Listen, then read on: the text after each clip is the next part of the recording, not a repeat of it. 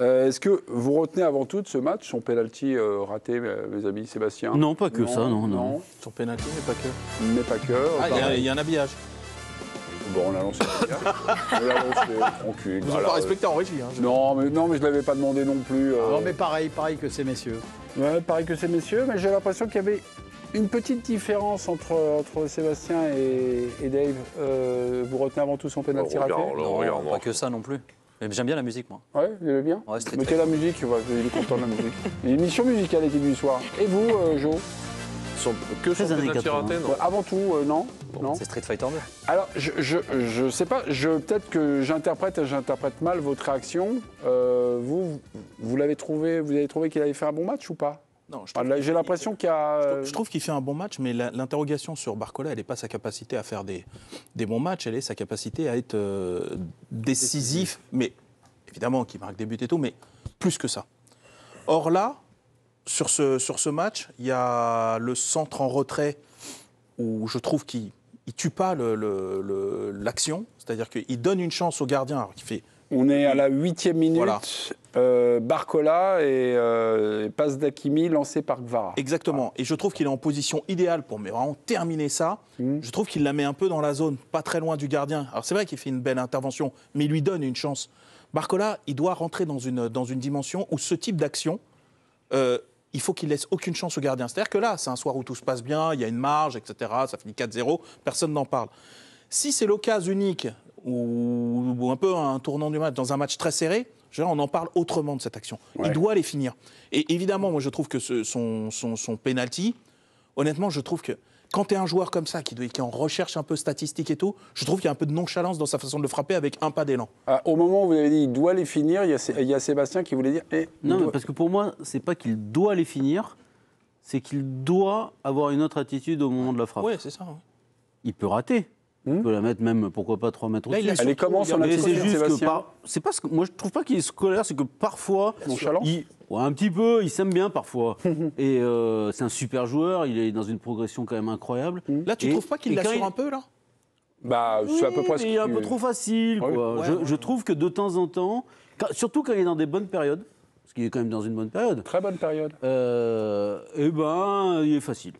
Mais il est jeune. Donc à un moment, effectivement, il y aura un match un soir où il aura été un peu facile et puis le PSG aura perdu ou fait match nul et il prendra la foudre parce que c'est la vie d'un footballeur de ce niveau-là et puis il changera. Alors la course d'élan sur son penalty, c'est de la facilité? Moi, j'ai pas aimé du tout. Non, c'est du foutage de gueule. Oh. Ouais, non, mais c'est vrai. Moi, c'est du foutage. Moi, ça m'énerve. Alors, j'ai rarement vu un penalty. En général, on les connaît à la Jorginho, à la Neymar, à la Vitinha. Dans tout ce qu'il a fait pour tirer le penalty, il a donné l'information au gardien qui tirait de ce côté-là. À aucun moment, il me donne l'impression de faire autre chose. Déjà, il n'a pas l'air concerné, je suis désolé. Quand on a un gros plan sur sa tête, on n'a pas un mec qui est... Vous nous mimez parce que vous êtes un mec de mime ce soir. Quelle tête il fait, je trouve qu'il est là, mais tu vois, tu vois pas dans ses yeux de la concentration. C'est-à-dire que, tu vois, non. Oui, et puis alors, la façon dont il court, mais son pas, parce qu'il court pas, il marche 2 pas, pas de force. Il frappe. Pas de force, rien. Et tout son corps dit, je vais tirer là. La façon dont il se dirige vers le ballon, tout indique qu'il va tirer de ce côté-là. Ça m'agace. Il est facile, mais il y a des grands joueurs qui l'ont déjà fait et à qui on l'a jamais reproché parce qu'ils mettaient les pénaltys. Et il frappe avec une autre force, Socrates. Oui, mais depuis tout à l'heure, on n'y a pas que lui. Le peu d'élan, Socrates, ça me vient de suite. Là. Oui, bien sûr. Voilà. Mais bon, il va c'est ça, il envoie du lourd. Oui, mais là, après, ce soir, on parle de ça, mais si le gardien plonge de l'autre côté, on dit qu'il est bien tiré. Oui, mais il n'a pas plongé de l'autre côté. Mais il est mal tiré, son penalty, quand même. Un penalty. Mais il y a des penaltys qui sont mal tirés. Non, mais je dis pas, mais là, il n'y a pas la puissance. Non, mais d'accord, un penalty, c'est pas obligé de mettre une patate. Non, mais je te dis pas. Donc, des fois, les mecs, ils tirent à ça du centre. Tu sais quoi? Le gardien plonge de l'autre côté, tout le monde dit ah, mais il a marqué, c'est super. Pourquoi le gardien... Non, mais il n'est pas très bien tiré, je suis d'accord. Mais pourquoi le gardien il part là? Parce qu'il lui donne toutes les informations. Peut-être. Il n'y a aucune surprise dans ça. Et puis surtout, moi, ce qui me rend fou en plus, c'est que le ballon, mais il l'a là, quoi. Il est pas là-bas. Il est ici. Il est sur lui. Il a même rien eu à faire. C'est vrai que on voit rarement un gardien arrêter un ballon avec autant de facilité. C'est-à-dire que là, sur celui-là, s'il plonge du bon côté, il arrête. C'est ça. Oui, on est d'accord. tirs, Mais il y a- depuis tout à l'heure, on parle quand même d'une chose, c'est l'attitude. Moi, je pense que Barcola, il y a aussi ça. C'est-à-dire, je pense que c'est sa nature et qu'il y a des gens qui n'aiment pas. Il a ce côté qui peut paraître nonchalant. Mais quand il est bon, il est aussi comme ça par moment. Et là, forcément, tout est un peu cristallisé, concentré sur ce tir au but parce qu'il n'y a pas la course d'élan, parce que le visage avant qu'il tire, tu as l'impression qu'il n'est pas concerné, comme tu dis. Parce qu'il est raté d'avant, moi. C'est-à-dire que pour moi, je couple le penalty au raté qu'il a avant, qu'on a décrit. Parce que pour moi, je comprends ce que tu veux dire, c'est-à-dire qu'il soit en réussite ou pas, il dégage plus ou moins la même il chose. est comme ça, en fait. Ok, admettons. Mais globalement, quand même, sur ce genre de rendez-vous, Barcola, c'est quand même le garçon qui, en seconde partie de saison, est devenu plus, sur l'attaque à 3, le 4e qu'un des 3. C'est vrai. T'en attends plus, quoi. C'est-à-dire que lui, il sait qu'il a un tout petit cran de retard, en tout cas dans les grands rendez-vous par rapport à Doué, Dembélé, Gvara. Par rapport aux 3, il est plutôt le 4e. Okay, mais alors ça, je trouve que sur ce genre de rendez-vous, il doit tout massacrer. Peut-être que Dave, lui, et peut-être même d'ailleurs de façon inconsciente, ce rôle finalement d'être le super sub ou le bis, ça lui va très bien aussi. Peut-être qu'il n'a pas la personnalité. Je sais pas. Moi, je sais pas. T'as fâché Giovanni. Bravo. C'est la limite entre la nonchalance et le relâchement aussi. Non, mais quand ça marche pas, on dit c'est de la nonchalance. Et quand ça marche, on dit que c'est du relâchement. On a toujours raison, en fait. Non, mais on n'est pas loin du truc. Giovanni, il y avait un truc que vous voulez nous dire, là. Oui. Il est énervé. Ouais, non. Oui, non, juste, Johan a parfaitement raison de parler de relâchement, parce que l'attitude, il y a beaucoup de gens qui, quand ils connaissent pas Bradley Barcola, se disent, bah là, peut-être qu'il était nonchalant, mais il est comme ça tout le temps, et c'est plus du côté ultra relâchement. Sur ce que disait Nico, ça lui va bien d'être le 4e de l'attaque, ça lui va pas du tout. Cet été, par moment, peut avoir une forme, pas de rancœur, mais disons que voilà, il voulait être réconforté sur son statut du côté du Paris Saint-Germain. Finalement, tout se passe bien. Il y a une super discussion avec la direction technique. Aujourd'hui, il est proche de prolonger son contrat, mais en tout cas, il ne se satisfait pas de ça. Et juste, moi, par rapport à ce que j'ai ressenti la saison passée sur la prise de pouvoir, en fait, lors de l'arrivée de Kvaratskhelia et la montée en puissance de Désiré Doué, dans les grandes ambiances, dans les grands rendez-vous, et Désiré Doué et Kvaratskhelia, ils ont ce côté tueur que n'a pas encore Bradley Barcola sur l'état d'esprit, l'énergie, le côté méchant. Kvara, c'est un joueur méchant, on le voit encore sur son but ce soir. Et Désiré Doué, tout le monde a encore en mémoire, non pas sa finale, mais rien que son entrée à Anfield.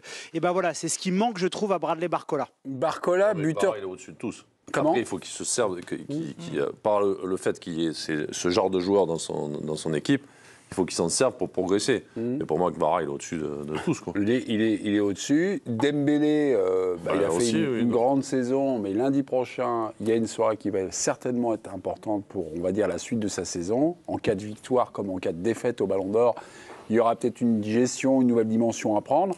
Ça tombe bien, il a pris un peu de repos. Oui. Barcola, buteur cyclique. L'an dernier, c'est drôle, à peu près à cette période de l'année, il a mis 10 buts entre août et novembre en Ligue 1. Il en mettra 4 en Ligue 1 entre décembre et mai. C'est vrai qu'il était parti comme une balle. Il mettait une passe décisive par week-end. Ouais. Pic en C1, janvier-février. 3 buts, 3 passes d'ess. En 3 matchs d'ailleurs, c'était à chaque fois C1. Puis après, plus rien jusqu'en finale. C'était le rendez-vous City-Brest, quoi, en fait. Ouais, voilà, exactement. Et puis après, plus rien jusqu'en finale. Une finale décisive avec une passe décisive pour Mayolo. Ouais. Mais le gars a des cycles. Moi, je pensais que ce soir, il allait. C'est lui qui allait prendre le lead, en fait, par rapport à ces petites données. Moi, je trouve dur quand même, parce que je trouve que quand c'est difficile, quand il y a des matchs difficiles, il est là quand même. Et que alors parfois en entrant. Ouais. Mais et justement, c'est là où je comprends l'idée de la nonchalance naturelle, le physique et tout ça. Il ne peut pas lutter contre cela. Mais quand il est vraiment dedans, tu le vois plus, ça. Je trouve que ça disparaît. Il fait mal dans ses courses. Il n'arrête pas. Il défend. Il arrête. Je trouve qu'il est vraiment très performant. Et je trouve que justement, cette nonchalance disparaît quand il est bien dedans. Donc moi, je pense que sa marge de progression, elle est immense. Moi, je ne sais pas s'il y parviendra. Mais elle est immense parce qu'il est capable sur... Il mange Giovanni. Ah ouais, mais Joe, on t'embête pas On le dérange pas, là Vraiment, c'est très intéressant, Sébastien. Il est en train de manger une petite... Non, mais je pensais que j'étais sorti du cadre. Vous venez tu ne sors jamais du cadre. Donc en attendant, il faut bien que je m'occupe. Écoutez, non, mais c'est un vrai festin quand Sébastien parle. Voilà. Vous êtes nourri intellectuellement, en tout cas. Je pense que j'ai. Non, mais la défense de Barcola, j'ai l'impression qu'il a un peu plongé. Non, pas aujourd'hui, je pense. Non, mais j'ai l'impression que c'est la dernière partie de saison, le moment où ça jouait, j'ai l'impression que. Et moi, je trouve que tu es un peu plus en retrait sur la finition. Je pense qu'il en a un peu souffert. Moi, je trouve que tu es hyper flatteur. Moi, je ne suis pas convaincu de tout ce que tu as dit du tout. Ça tombe bien, c'est un débat. Moi, j'ai toujours des doutes. J'ai toujours des doutes sur ce joueur. Justement, mais par rapport à quel top joueur, oui, top joueur, c'est ça, c'est la dernière de sa marche. capacité, comme c'est le mot à la mode en ce moment, c'est-à-dire sa capacité à être au-dessus des autres. J'ai du mal, j'en doute. Il n'y a rien qui me laisse percevoir quelque chose de fort. Et justement, les situations dont on parle, il n'est pas au rendez-vous. Alors qu'il a des situations faciles. Mais malheureusement, alors pour quelle raison? Alors est-ce parce qu'il est nonchalant, j'en sais rien, mais en tout cas, il ne les fracasse pas les buts, il ne les fracasse pas les moments forts. Là où on doit... Mais c'est pas un moment fort pour moi ce soir. Non, mais même dans le non, mais tu dois marquer les esprits parce que... Oui, ça non, mais l'an dernier, ils étaient à la lutte avec Doué. Et puis quand Doué était sur le terrain, il a crevé l'écran. Mais est-ce que c'est pas ça? Et Barcola, pas tant que ça. J'allais passer, prolongation. Ce que je vous ai vu, il a commencé à prendre vos feuilles. Moi, je trouve que le débat est intéressant parce que... Non, mais c'est un cas d'école, je trouve, Barcola. Ouais. C'est vrai? Non, mais vas-y. Et en tant que professeur, moi, je disais que la concurrence entre les deux, tu voyais de suite la différence. Doué, il a pris les choses en main, en fait. Tout de suite. Et Barcola, il s'est laissé... surfer sur une vague comme ça, où ça va pas, etc. Tandis que Doué, quand on l'a mis sur le terrain, de suite, il a dit... moi, tu vois, tu sens plus le mec, il a envie de dire... Je suis là, quoi. Mais moi, j'en reviens à ce que disait Giovanni. Peut-être sur la durée, Barcola réussira aussi bien. Non, mais peut-être, mais moi, j'en reviens. Pour le moment, là, quand il y a eu la décision, ça a été clair que c'était Doué devant. C'est un crack, Barcola. En devenir. Il est très fort, quand même. Gvara, c'est un crack. Mais je suis pas convaincu de ça, moi. Il n'y a rien à faire. Dembélé, c'est un crack. Gvara, c'est un crack. Oui, c'est un crack pour lui. Le gars qui fait gagner les matchs, quoi. Bah non, un crack, c'est les grands matchs, quoi. Pour moi, c'est au-dessus. C'est une vedette. Ouais. Mais tu sais, moi, je me demande ce que disait. Non, mais ce qu'on disait tout à l'heure, le Barcola, même dans l'attitude ou quoi, moi, je sais pas dans quelle mesure l'éclosion et même l'arrivée de Doué et celle de Gvara, ça l'a pas lui aussi peut-être plombé mentalement. Tu vois, il y a aussi